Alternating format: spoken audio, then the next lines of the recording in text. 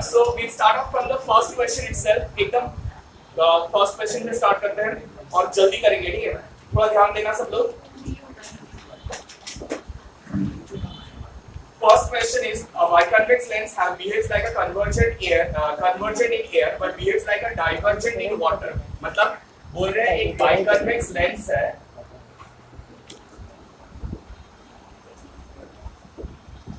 एक biconvex lens है जो कि बिहेव करता है कैसे as a convex lens in air but as a concave lens in water. ये कैसे हो सकता है? How can this happen? जब refractive index of surrounding medium ज्यादा होगा. So जो भी लेंस है वो ऑपोजिटली बिहेव तब करता है जब उसका रिफ्रैक्टिव इंडेक्स सराउंडिंग मीडियम का रिफ्रैक्टिव इंडेक्स से कम हो जाता है. मतलब अगर इसका रिफ्रैक्टिव इंडेक्स mu2 है और सराउंडिंग मीडियम का रिफ्रैक्टिव इंडेक्स mu1 है, so if mu2 is greater than mu1 that implies convex. ठीक है, that means converging. And if mu2 is less than mu1 then this acts as diverging. तो बोलो ये वाला क्वेश्चन का answer क्या होगा? जल्दी से बताओ. डी होगा सर. डी होगा. क्योंकि 1 से कभी लेस किसी का refractive index, absolute refractive index किसी भी चीज का, थोड़ा ध्यान से सुनो तानिया, कंसंट्रेट जब बता रहे हैं. सो कोई भी चीज का रिफ्रैक्टिव इंडेक्स लेस देन 1 कभी नहीं हो सकता है. Absolute refractive index less than 1 कभी नहीं हो सकता है. लेकिन since it is behaving as a concave mirror in a concave lens in a water, मतलब इसका रिफ्रैक्टिव इंडेक्स जो है वो वाटर से कम होना चाहिए. सो 1 से ऑब्वियसली ज्यादा होगा, लेकिन वाटर का रिफ्रैक्टिव इंडेक्स 1.33 है तो उससे कम होना पड़ेगा. So option D is correct. ठीक है, 1 का option D is correct. mu is greater than mu2 is greater than 1 and less than 1.33. ठीक है, 1.33. वाह, तो मींस गुड बॉय. उन लोगों को तो उधर रिजल्ट दो. वेल, क्वेश्चन नंबर 2 क्या की बोला सर? क्वेश्चन नंबर 2 हम लोग डिस्कस किए थे कल, हाँ या ना? जल्दी से एक बार क्वेश्चन नंबर 2 डिस्कस करते हैं. बोल रहे हैं ना object is height 2.5 centimetre, so height of object 2.5 centimetre is perpendicularly on the principal axis of a concave mirror of focal length f. So focal length कितना होगा? Focal length will be minus f because concave mirror बोला हुआ है. ठीक है, समझ में आ रहा है? And at a distance of the object is placed at a distance of 3/4f. इसका मतलब क्या है? U, the object distance is minus 3f/4. What is the nature of the image of the object and its height? So you know mirror के लिए mirror formula है 1/v plus 1/e equal to 1/f. तो ये use करना है और हम लोग को क्या निकालना है? v, क्योंकि f और u के जगह में हम लोग ये डालेंगे. तो ये 1/v plus 1/-3f/4 और equal to 1/-f हो जाएगा. ठीक है, so you can make the calculations. ठीक है, v कितना आ रहा था हम लोग को जल्दी से बताओ. 3f आ रहा था v. so अब height of image कैसे निकालेंगे? height of image by height of object equal to minus v by u. तो यहाँ पर height of image by height of object है 2.5 is equal to minus v है 3f और u है 3f/4. minus cancels, so height of image comes out to be 4 into 2.5 equal to 10 cm. Alright, the image height is coming positive. इसका मतलब है the image is virtual. याद रखना, image height अगर positive आ रहा है मतलब इसका image virtual है. It is virtual image. Fair enough. Next वाले में यार question number 3 क्या बता रहे हैं? बोल रहे हैं two convex lenses of focal length f1 and f2 for focal length f1 and f2 respectively are placed in contact with each other. Then what will be the power of their equivalent lengths? So what is the equivalent focal length? You know, when lenses are in contact, the equivalent focal length is given by 1/f equal to 1/f1 plus 1/f2. हाँ या ना? You know this? So power कैसे निकालेंगे? How do you find out the power? Power is equal to 1/f होता है. So power equal to 1/f equal to 1 by f1 plus 1 by f2, provided f1 and f2 should be in meters. Should be in meters. ठीक है, that was question number 3.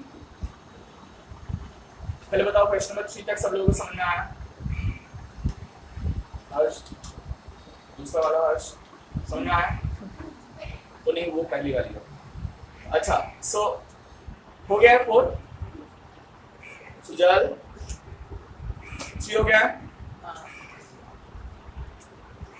Question number 4. A ray of light is incident on a small angle theta on a rectangular glass slab of thickness t. If the refractive index of the glass is mu, so that the perpendicular distance between the emergent ray and the slab and the incident ray is given expression. So this is, you can understand a slab situation. So remember, in a slab situation, what formula we used to have? Slab situation में क्या formula था बताओगे एक बार?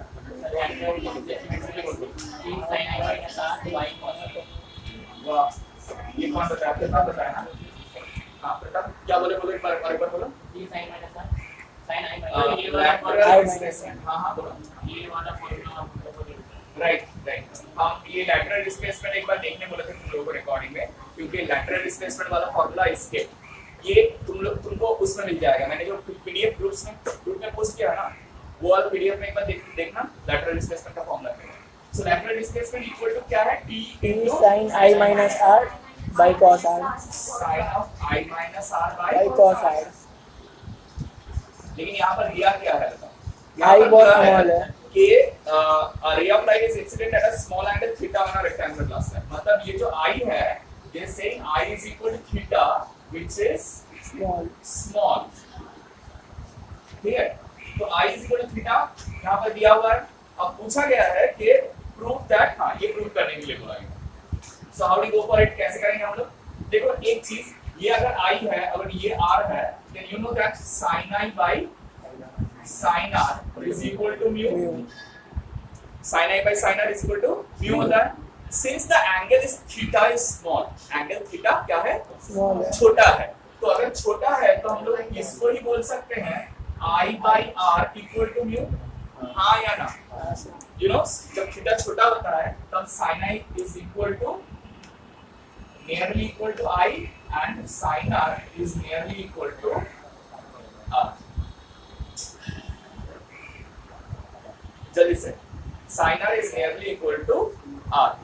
Clear? हाँ या ना?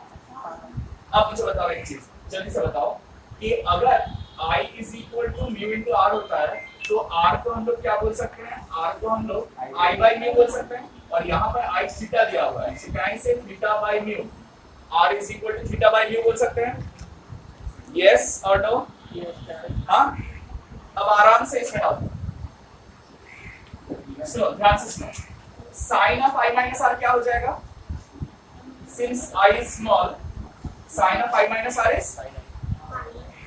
अरे sin of I minus R is Also small. I minus R. हाँ I minus sin R हट जाएगा ना, sin of I minus R is I minus R, ठीक है? और cos R का वैल्यू क्या होता है मालूम है? अगर एंगल छोटा होता है, हाँ 1 होता है। cos का वैल्यू 1 हो जाता है, तो इसकी जगह में 1 आ जाएगा, since the angles are small, ठीक है? पहले समझ में आ रहा है कुछ? अब यहाँ पर हम लोग R का वैल्यू और I का वैल्यू डाल देंगे। I का वैल्यू क्या है? थीटा है, और R का वैल्यू क्या है? Theta by mu. सो अगर हम लोग थीटा बाई म्यू कॉमन ले लेंगे, हाँ आ गया answer, theta by mu common ले लेंगे, सो p into theta by mu हो जाएगा, और ये म्यू माइनस 1। समझ आया? सिर्फ एंगल छोटा था। हाँ तानिया बोलो, क्या समझ नहीं आया आपका? पूछ लो अभी पूछ लो, बाद में पूछने का टाइम निकलेगा। किसको समझ में नहीं आया, कौन सा समझ में नहीं आया, जल्दी से पूछ लो। नेहा समझ आया?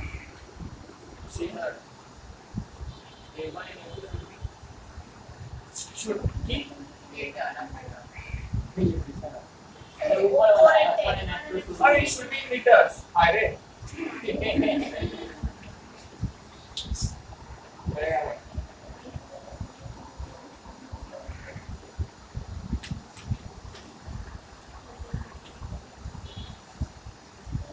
अब मुझे बताओ नेक्स्ट क्वेश्चन कौन सा है? Question number 5. Question number 5 says two lenses, one convex and other concave are kept in contact. वो in होगा, m नहीं है. Kept in contact. The focal length of the convex lens is ये class में किया था ना?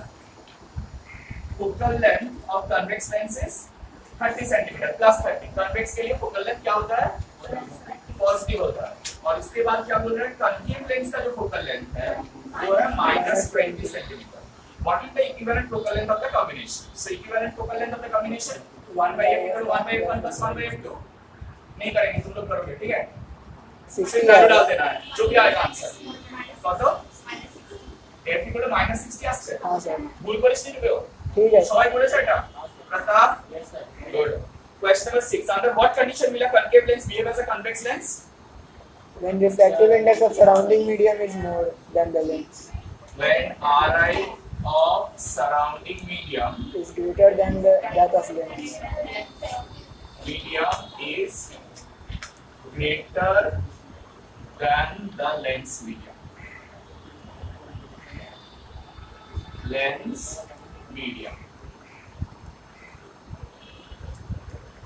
See, if this question comes for 1 mark, under what condition will the concave lens behave as a convex lens? This is enough. But if this question comes for 2 marks, then you need to show that 1 by f equal to mu2 by mu1 minus 1 into 1 by r1 minus 1 by r.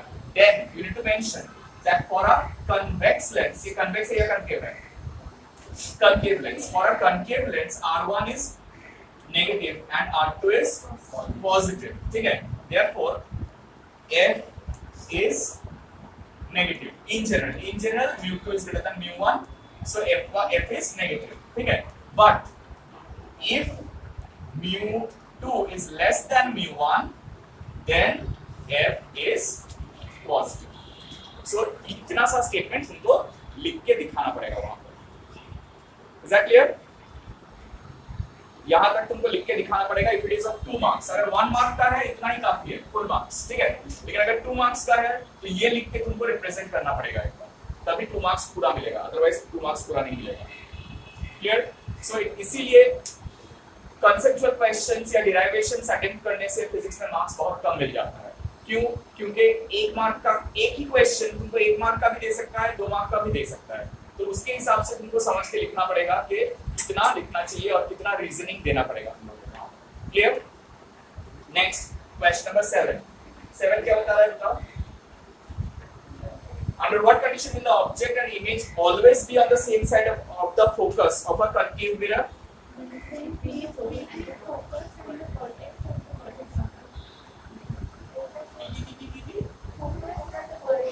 Vertex तो थे लो. देखो बोल रहा है question क्या है, थोड़ा ध्यान से सुनो. Under what condition will the object and image always be on the same side of the focus of a concave mirror? Will be on the same side of the focus. Focus का same side में रहेगा. Always. Always it will remain on the same side. Object and image will remain on the same side of the focus. Object और image always focus का same side में रहता है. मजेदार बात ये है. क्यों? देखो थोड़ा ध्यान से देखो. हम लोग ये क्या याद है कि एक ऑब्जेक्ट को प्लेस करते हैं. ये f है, ये 2f है, राइट? सो 2f के बियॉन्ड कहीं पर भी प्लेस कर ऑब्जेक्ट को, it gives a diminished image. कहां पर? बिटवीन f एंड 2f, यहां पर फॉर्म करता है. ठीक है? मतलब इंफिनिटी में रखने से यहां पर फॉर्म करता है और इंफिनिटी से थोड़ा क्लोज होने से वो कहां आ जाता है? इन दोनों के बीच में आ जाता है. और ग्रेजुअली ये तुम जितना नजदीक लेके आते हो f का उतना दूर जाता है इमेज. ठीक है? And finally when you cross f इधर आ जाता है, तब क्या हो जाता है? इमेज इसी साइड बनता है और वर्चुअल और इरेक्ट होता है. तो इसीलिए फोकस का जिस साइड में तुम ऑब्जेक्ट रखते हो, इमेज ऑलवेज उसी साइड में ही फॉर्म होता है. सिर्फ एक एक्सेप्शन है, इंफिनिटी वाला छोड़ के. कितना गलती से. Question number 7. So question number 7 का कांसेप्ट समझ में आया कि ऑब्जेक्ट जो है तुम कहीं पर भी प्लेस कर सकते हो एक्सेप्ट इंफिनिटी. क्यों? इंफिनिटी में प्लेस करने से फोकस में ही इमेज फॉर्म होता है, लेकिन उसको छोड़ के कनकेव मिरर के लिए कहीं पर भी ऑब्जेक्ट को प्लेस कर लो, ऑब्जेक्ट जिस साइड रहेगा इमेज भी उसी साइड रहेगा, किसका? फोकस का। फोकस का, मिरर का नहीं। फोकस का जिस साइड में ऑब्जेक्ट रखोगे इमेज भी उसी साइड में होगा। सो राइट दिस डाउन। क्वेश्चन क्या? Under what condition? Right this down. The object should not be placed at infinity. The condition is the object should not be placed at infinity. For any other location object should not be placed at infinity. For any other location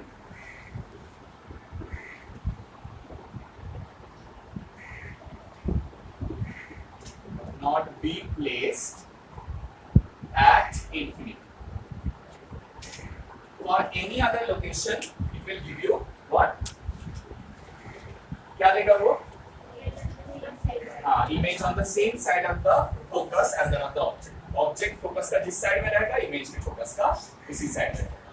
चलो question number 8। Question number 8 क्या बोल रहा है? Question number 8 बोल रहा है कि a luminous object is separated from a distance d. What is the greatest focal length of that a lens should have to focus the image of object on a screen? ये हम लोग किए थे displacement method में, याद है? Concept क्या था कि अगर ये एक ऑब्जेक्ट है, ये एक स्क्रीन है और इसके अंदर कहीं पर भी लेंस को प्लेस कर रहे हैं and it is forming an image on the screen, then the greatest focal length क्या होगा? जब ये जो डिस्टेंस है between B object and image ये is equal to 4f। So f is equal to d by 4। f is equal to d by 4। f equal to d by 4। समझ आया?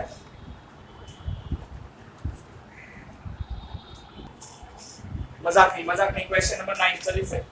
What will be the change in focal length f of a concave mirror when it is immersed in a liquid of refractive index n? Focal length तो same होगा ना? क्या है? हाँ, radius of curvature तो same ही होगा क्योंकि mirror का फोकल लेंथ रिफ्रैक्टिव इंडेक्स के ऊपर डिपेंड नहीं करता। मिरर का फोकल लेंथ इज r/2 होता है, रेडियस ऑफ कर्वेचर by 2 होता है। So write this down. The focal length will not change. The focal length will not change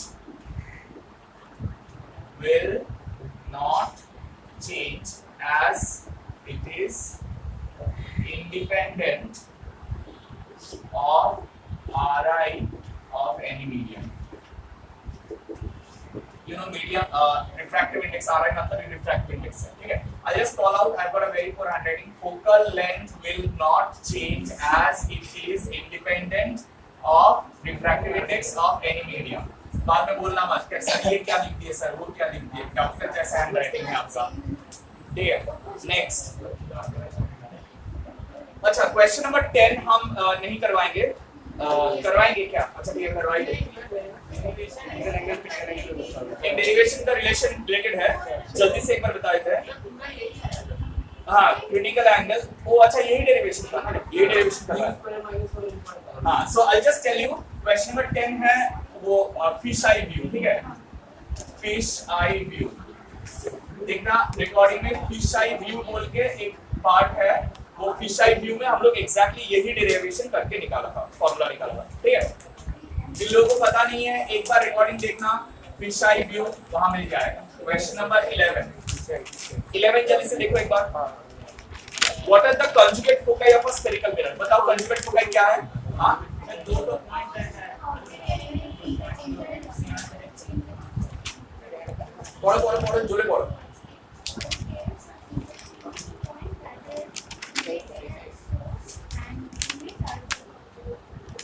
all भालो लिखो चला, लिख लो, जिन लोगों को नहीं आता है लिख लो।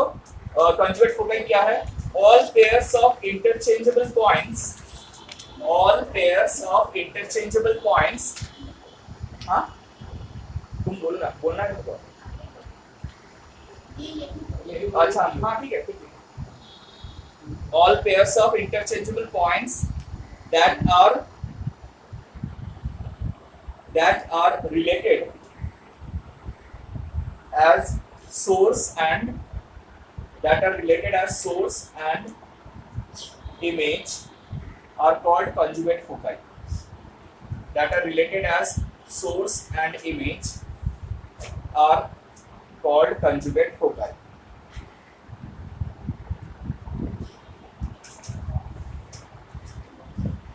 ठीक है, इसका second part of the question है, देखो सर मतलब क्या होगा इसका? मतलब है कोई ऑब्जेक्ट रखने पे एक जगह में इमेज दूसरी जगह में फॉर्म होगा ना। सो अगर इमेज जहां पर फॉर्म हो रहा है वहां पर अगर ऑब्जेक्ट रखते हैं तो जहां पर ऑब्जेक्ट था इमेज वहां पर फॉर्म होगा। So that's why they are called conjugate. हां अच्छा, এবারে একটা কথা বলো, সেকেন্ড পার্ট 11 का क्वेश्चन नंबर 11 का सेकंड पार्ट है। देखो सेकंड पार्ट मतलब पार्ट ए का second part, under what condition can a concave mirror form real image of a virtual object? Under what condition can a concave mirror form real image of a virtual object? तो virtual object से तो real image क्यों ही होगा? Every condition नहीं, every condition नहीं। हाँ? Converging race आ रहा है ना सर, मतलब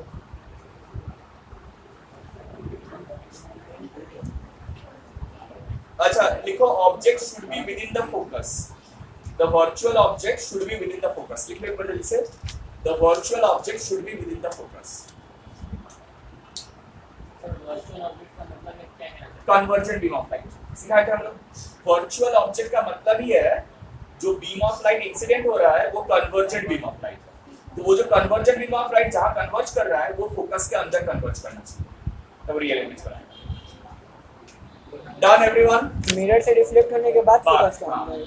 नहीं, मिरर से मिरर जहां पर शुरू हो रहा है वहां से मिरर का फोकल लेंथ इधर है ना, इस साइड है ना, उतना ही डिस्टेंस उस साइड के अंदर फॉर्म होगा, तभी इधर इमेज रियल इमेज फॉर्म। वो तो रियल ऑब्जेक्ट के लिए होता है, ये वर्चुअल ऑब्जेक्ट के लिए बोल रहा है ना। वर्चुअल ऑब्जेक्ट मतलब कन्वर्जेंट बीम ऑफ लाइट, समझना है? Next 11 part B, for concave mirror proof. तो ये प्रूफ है डिराइवेशन, ये डिराइवेशन एक बार ठीक से देख के उसके बाद करना, प्रैक्टिस करना, ठीक है? एक ही बात है, कनकेव कन्वेक्स किसी के लिए भी कर सकते हैं। Question number 12, next question, calculate the speed of light in a medium whose critical angle is 45 degree. 12 किए थे हम लोग। क्वेश्चन नंबर 12 जिन लोगों का नहीं बना है एक बार जल्दी से देख लो। क्रिटिकल एंगल का डेफिनेशन है sin IC is equal to 1 by mu, ठीक है? तो sin IC का यहाँ पर वैल्यू 45 डिग्री दिया हुआ है और तुम लोगों को मालूम है sin 45 डिग्री कितना होता है? सो mu equal to √2 है और क्या रहता? पूछा गया है वेलोसिटी ऑफ लाइट कितना होगा। So you also know that mu equal to c by v, मतलब v equal to c by 3 into 10 to the power 8 divided by mu is √2, this much meter per second, whatever comes out this much meter per second।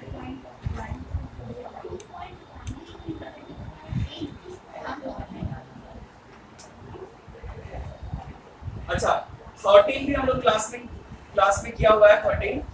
13 में हम लोग क्या किए थे कि prism जो है 60 डिग्री प्रिज्म है, रिफ्रैक्टिव इंडेक्स 1/7/3 है, तो रट गया मुझे, 3-4 बार कर लिया मैंने। ये एक प्रिज्म है जिसमें angle of the prism 60 degree है, यहाँ से एक रे ऑफ लाइट इंसिडेंट हो रहा है, ऐसे इंसिडेंट हो रहा है कि सेकंड वाला सरफेस से वो ग्रेज करके निकल रहा है। ग्रेज करके निकलेगा मतलब क्या है, ये जो एंगल ऑफ रिफ्रैक्शन है, सेकंड एंगल ऑफ रिफ्रैक्शन ये 90 डिग्री। सो ये हम लोग का एंगल ऑफ इंसिडेंस है फर्स्ट, ये एंगल ऑफ रिफ्रैक्शन है फर्स्ट, ये सेकंड एंगल ऑफ इंसिडेंस है और ये critical 90 degree. Now R2 equal to IC ये दिया हुआ है, सेकंड एंगल ऑफ इंसिडेंस जो है वो क्रिटिकल एंगल फॉर्म कर रहा है। क्या अभी भी ये चल रहा है? हुआ है खत्म? ये जल्दी से कंसेंट्रेट करो। सो ये एंगल ऑफ इंसिडेंस हम लोग को निकालना है, तो हम लोग कैसे कर रहे हैं? फर्स्ट सरफेस के लिए sin IC is equal to 1 by mu। अब IC जो है वो R2 है यहाँ पर और mu जो है वो √7/3 दिया हुआ है, तो ये 7/3 हो जाएगा, तो R2 का वैल्यू आएगा 41 डिग्री, राइट? R2 का वैल्यू आएगा नियरली 41 डिग्री। सो अगर R2 41 डिग्री है तो लोगों को पता है कि R1 प्लस R2 क्या होता है? Angle of the prism, right? So R2 का वैल्यू क्या हो जाएगा? 60 minus 41, sorry R1, 60 minus 41 that is 19 degree.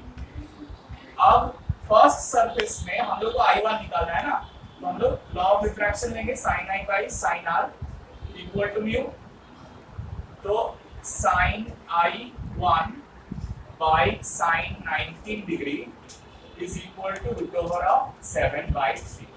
If you calculate this, I1 comes out to be nearly equal to 30. I1 comes out to be nearly equal to 30 degrees. Sir इसका तो formula लिखाए थे sin inverse mu sin a minus theta. हाँ, वो करने से भी चलेगा, करने से चलेगा, करने से चलेगा। Question number 13 done. Next question क्या है? 14 में क्या दिया हुआ है देखो, बोला है light source place at the bottom of a rectangular glass slab. ये भी एकदम सेम है फिश आई व्यू का, ठीक है, फिश आई व्यू का ही कंसेप्ट लगेगा, थोड़ा सा सिर्फ चेंज करना पड़ेगा, थोड़ा ध्यान से देखो। ये क्वेश्चन नंबर 14 में बोल रहा है कि the light from a point source place at the bottom of a rectangular glass slab of thickness 5 centimetre is internally reflected by the upper surface and the circle of radius 8 cm is formed at the bottom. इसका मतलब क्या है? इसका मतलब ये है कि यहाँ पर से एक सोर्स ऑफ लाइट है, जो सोर्स ऑफ लाइट से ऐसे रेज ऑफ लाइट ऊपर जा रहा है और टोटल इंटरनल रिफ्लेक्शन होके ऐसे वापस आ रहा है, ठीक है। ये सोर्स है, ये सरफेस से टोटल इंटरनल रिफ्लेक्शन होके वापस आ रहा है, नीचे ऐसा एक सर्कल वो बना रहा है, it is forming a circle like this, और ऊपर में ये वाला सर्कल है, समझ में आया ना। अब देखो ये जो सर्कल नीचे फॉर्म हो रहा है उसका रेडियस 8 सेंटीमीटर दिया हुआ है, तो अगर हम लोग यहाँ से एक परपेंडिकुलर ड्रॉ करते हैं और यहाँ से एक परपेंडिकुलर ड्रॉ करते हैं, तब क्या होगा, ये पूरा 8 होगा तो ऑब्वियसली ये इसका आधा 4 होगा, और ये जितना होगा ये भी उतना ही होगा, 4 होगा, ठीक है। और ये height of the rectangular glass slab दिया हुआ है 5 सेंटीमीटर, हाँ या ना बताओ। थिकनेस, अब पूछा है रिफ्रैक्टिव इंडेक्स ऑफ ग्लास कितना है, कैसे निकालेंगे? देखो यहाँ पर टोटल रिफ्लेक्शन हो रहा है ना, so this is at the edge, तो हम लोग इसी को ही ले सकते हैं IC, क्रिटिकल एंगल। अगर ये क्रिटिकल एंगल है तो ऑब्वियसली अल्टरनेट एंगल ये भी IC है। हम लोगों को क्या पता है, sin IC 1 by म्यू आता है, राइट। अब यहाँ पर sin IC तो नहीं मिलेगा क्योंकि परपेंडिकुलर पता है, हाइपोटेन्यूज पता नहीं है, लेकिन कर सकते हैं हम लोग। IC के रिस्पेक्ट में परपेंडिकुलर 4 है और बेस कितना है, तो हाइपोटेन्यूज क्या हो जाएगा, root over of 4 square plus 5 square, so that is 1 by mu, so mu will be equal to root over of 4 square plus 5 square by 4। सही हुआ? इसका वैल्यू निकालोगे, आंसर देगा। क्या समझ नहीं आया? ये डायग्राम, यहाँ पर एक लाइट सोर्स होता है, ये एक ग्लास स्लैब है, पहले समझो ध्यान से, ये एक ग्लास स्लैब है, यहाँ से यहाँ ये वाला एक ग्लास स्लैब है, ठीक है। इसका नीचे हम लोग एक सोर्स रखते हैं, लाइट का सोर्स, तो लाइट यहाँ से आके बाहर निकलेगा ना, लेकिन जब क्रिटिकल एंगल फॉर्मेशन होगा उसके बाद तो लाइट और बाहर नहीं निकलेगा, तो टोटल इंटरनल रिफ्लेक्शन होकर वापस नीचे आ जाएगा। सो वो लोग बोल रहे हैं कि नीचे आने के बाद लाइट जो सर्कल बना रहा है उस सर्कल का रेडियस है 8 सेंटीमीटर और ये ग्लास स्लैब का थिकनेस है 5 सेंटीमीटर। तो अब हम लोग बोल रहे हैं कि अगर ये 8 सेंटीमीटर है और हम लोग यहाँ से परपेंडिकुलर ड्रॉ करते हैं तो ऑब्वियसली ये डिस्टेंस कितना होगा, 4 होगा, आधा वर्स का, और ये वाला ट्राइंगल और ये वाला ट्राइंगल कॉन्ग्रुएंट ट्राइंगल्स हैं, तो यहाँ पर 4 होगा तो ऑब्वियसली ये भी, और ये हाइट 5 हम लोग को दिया हुआ है। अब पूछा गया है कि ये चीज का रिफ्रैक्टिव इंडेक्स, ग्लास स्लैब का रिफ्रैक्टिव इंडेक्स कितना है। अब रिफ्रैक्टिव इंडेक्स कहाँ से मिलेगा, क्रिटिकल एंगल फॉर्मेशन हो रहा है इसलिए टोटल इंटरनल रिफ्लेक्शन हो रहा है। सो क्रिटिकल एंगल का डेफिनेशन है sin IC = 1 by म्यू। तो अगर हम लोग IC निकाल लेते हैं या sin IC निकाल लेते हैं तो म्यू का वैल्यू मिल जाएगा हम लोग को। तो हम लोग sin IC कहाँ से निकाल रहे हैं, ये वाला डायग्राम से निकाल रहे हैं। ये वाला डायग्राम में IC इज इक्वल, ये IC है तो ये राइट एंगल ट्रायंगल होगा, या ये वाला डायग्राम भी ले सकते हैं, एक ही बात है। sin IC is perpendicular by base, so ये perpendicular 4 units Perpendicular by hypotenuse perpendicular by hypotenuse है, जहां पर परपेंडिकुलर 4 मालूम है और बेस जो है वो 5 मालूम है। तो हम लोग हाइपोटेन्यूज कैसे निकालेंगे, √4² + 5²। बस वहां से म्यू निकालेंगे। क्लियर, समझ आया सब लोगों को? नेक्स्ट क्वेश्चन 15, जल्दी से बताओ 15 कैसे करेंगे। किन लोगों ने बनाया क्वेश्चन नंबर 15?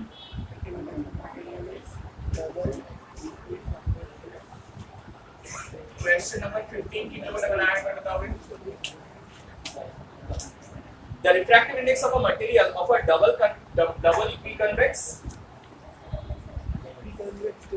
क्या होता है? हाँ, और एक ही बात है। The refractive index of a material of a double equiconvex lens, double equiconvex lens का मतलब है it's a हाँ माने convex lens having both radii of curvature same, इसीलिए इक्वी का मतलब है, इक्वी कन्वेक्स का मतलब है दोनों सरफेस का रेडियस ऑफ कर्वेचर सेम होगा। हाँ या ना, समझ आ रहा है? अच्छा, अब बोल रहे हैं कि light the refractive index of the material of a equiconvex lens is 1.5, the radius of curvature of the lens is r, then its focal length is how much? So you know that 1 by f is equal to mu2 by mu1 minus 1 into 1 by r1 minus। अब तुम लोगों को क्या समझ के कैसे आएगा कि ये वाला फॉर्मूला यूज करेंगे? सिंपल सा बात है, उन लोग रिफ्रैक्टिव इंडेक्स और रेडियस ऑफ कर्वेचर बोल रहे हैं और बात कर रहे हैं फोकल लेंथ का, तो वो सिर्फ लेंस मेकर्स फॉर्मूला में ही होता है। सो 1 by f is equal to 1.5 by 1 minus 1 into 1 by r minus of minus r। You understand why? पढ़े थे हम लोग इक्विकन्वेक्स लेंस के लिए first radius of curvature positive होता है और second radius of curvature negative होता है। तो हो गया, अब निकाल दो वैल्यू कितना आ रहा है, 1.5 minus 1 is 0.5 और इधर क्या आएगा 2 by r, तो 2 into 0.5 is 1, so f is equal to r, the focal length is equal to radius of curvature। समझ आया? उसे बुझा से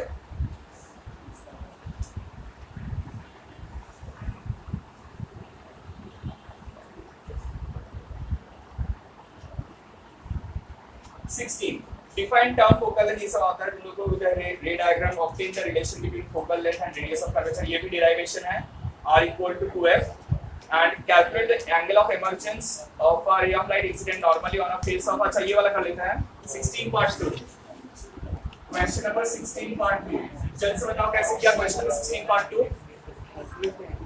16 part 2 छुट्टी आज क्या होगा ना साढ़े 12 का ना। अच्छा, question number 16 part 2, calculate the angle of emergence.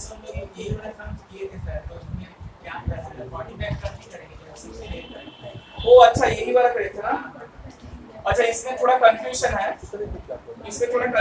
आप थोड़ा देख के बता देंगे 16 part 2 को, ठीक है? क्वेश्चन नंबर 17 में चले जाओ सब लोग। 16 part 2 में थोड़ा कंफ्यूजन है, हम देख के बता देंगे। क्वेश्चन नंबर 17 में चलो। 17 कैसे करेंगे मोहित? तेरा कॉपी कहाँ है तेरा? घूमने आया है?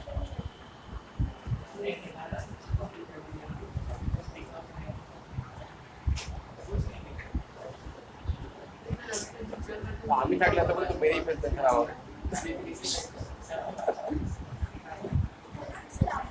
নিজের পড়াটা ঠিক সময় করে নেয়, বুঝলে তো?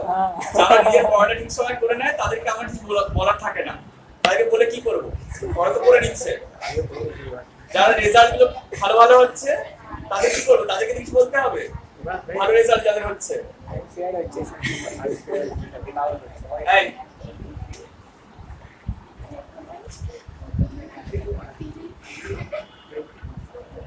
घर में तुम्हें सुने नहीं देते क्या?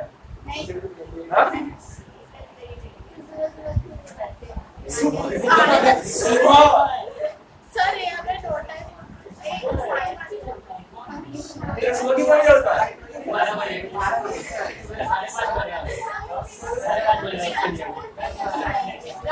हाँ हो गया है। क्वेश्चन नंबर 10 जल्दी 17 क्वेश्चन नंबर 17 जल्दी से बताओ कैसे करेंगे, फास्ट। अब converging lens of refractive index 1.5 has a power of 10d what is the इस बात के लिए भागवत अच्छा listen so question number 70 it says a converging lengths of refractive index 1.5 17 हो गया। फर्स्ट केस में देखो ये सब में हाँ, दो वो तो स्टेप हो है सकता ना। फिर से अभी करा रहे सर, एक से लेके स्टार्टिंग फिर से अभी सम करा रहे हैं।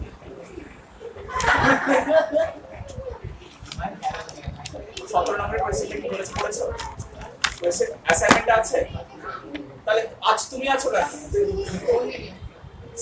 ফোনে দেখছি মানে তোমাকে যে অ্যাসাইনমেন্টে ক্লাসে দিয়েছিলাম সেটা কোথায় গেল Question number 17 में बोल रहा है converging lens of diffractive index 1.5 has a power of 10D when it is completely immersed in a liquid and it behaves like a diverging lens of focal length 50 cm. तो वो liquid का refractive index कितना है वो पूछा है. So दो situation है. फर्स्ट सिचुएशन में क्या है 1/f मतलब जो फोकल लेंथ है वो 10D दिया हुआ है right. So you know focal length 10D है मतलब उसको 100/10 लिख सकते हैं. सॉरी यहाँ पर लिख लेते हैं. Power is equal to 100 by focal length, right? So focal length equal to 100 by power दिया हुआ 10D, तो 100/10 मतलब 10.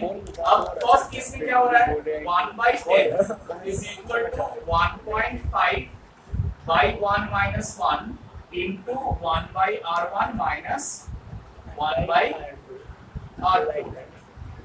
ठीक है, ये इक्वेशन 1 है. और सेकंड सिचुएशन में बोल रहा है कि ये कन्वर्जिंग लेंस है इसीलिए फोकल लेंथ पॉजिटिव है. और सेकंड सिचुएशन में सेम ही चीज डाइवर्जिंग लेंस के तरफ बिहेव कर रहा है. तो डाइवर्जिंग लेंस का फोकल लेंथ कितना होता है नेगेटिव. तो 1/-50 equal to 1.5 by mu minus 1 into 1/r1 minus 1/r. This is equation. अब हम लोग को क्या करना पड़ेगा mu के लिए सॉल्व करना पड़ेगा. इसको डिवाइड करो. डिवाइड करने से ये वाला पोर्शन कैंसिल हो जाएगा and you get the value of v.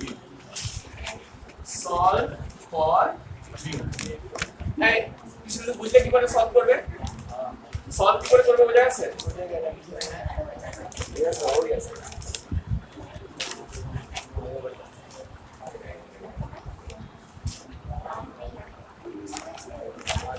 अच्छा क्वेश्चन नंबर 18 यहाँ पर म्यू का वैल्यू 1.6 आ रहा है. ओ 1.666666 इसके बाद 66. अच्छा नेक्स्ट क्वेश्चन जल्दी से. नेक्स्ट क्वेश्चन नंबर 18 बोल रहा है calculate the radius of curvature of an equiconcave lens of refractive index 1.5 when it is kept in a medium of refractive index 1.4 to have a power of -5D. क्या बोल रहा है calculate the radius of curvature of a equiconcave lens. Okay refractive index 1.5 when it is kept in a medium of refractive index 1.4 to have a power of -5D. अब बताओ power of -5D मतलब क्या है 1/a focal length है 100/-5 -20 centimetre. ठीक है. अब formula क्या है 1/-20 is equal to इसका रिफ्रैक्टिव इंडेक्स निकालने बोला है. नहीं क्या बोला है radius of curvature 1.5/1.4 minus 1 into 1/-r plus 1/r. इक्विकॉन्केव बोला है ना आया ना. बस इसको वैल्यू पुट करके r का वैल्यू निकाल लेना आ जाएगा. कितना 2.85 सेंटीमीटर. Yes sir.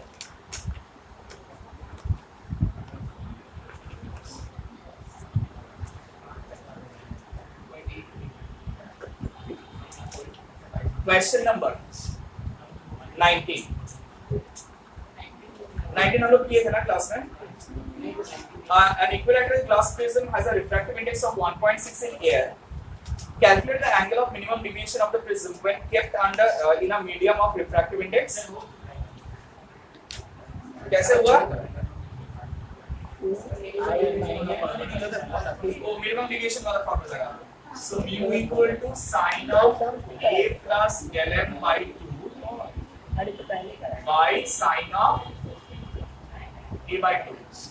ये था हम लोग ये वाला formula. Now the equilateral class में से बोला हुआ है, मतलब a का वैल्यू कितना डिग्री है? 60 डिग्री। गुड। तो पहले यहाँ पर दिया हुआ है 1.6 equal to sin 60 plus del m by 1.6। The refractive index 1.6 दिया हुआ है। ओ अच्छा, kept in the medium of refractive index this। So 1.6 by 4√2 by 5। 1.6 by 4√2 by 5। क्यों? क्योंकि जो मीडियम में रखा हुआ है ना, हम लोग तो ये म्यू इक्वल टू लिखते हैं, एक्चुअली ये लिखना चाहिए mu2 by mu1 equal to this.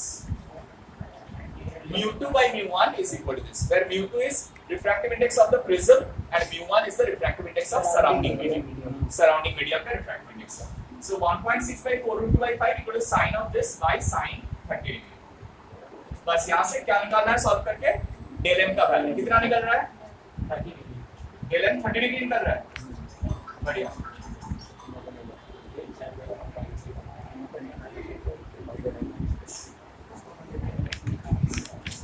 Fees और वजह तो कल ही कराएंगे ना।